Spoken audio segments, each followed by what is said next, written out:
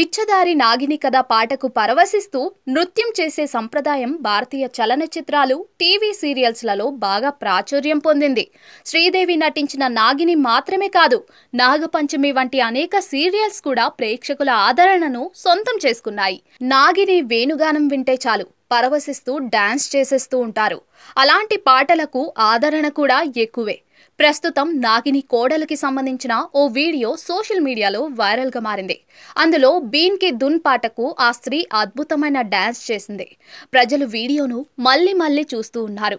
కొంతమంది వినియోగదారులు స్త్రీ శక్తిని చూసి రకరకాల కమెంట్స్ చేస్తూ ఉన్నారు.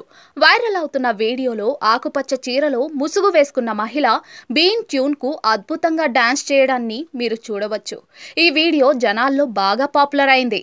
ఇన్స్టాగ్రామ్ లో 2 కోట్ల మందికి పైగా వీక్షించారు. వీడియోలోని పాటలోని ప్రతి బీట్లో మహిళ ఎంతో ఉత్సాహంతో డాన్స్ చేస్తూ కనిపిస్తుంది.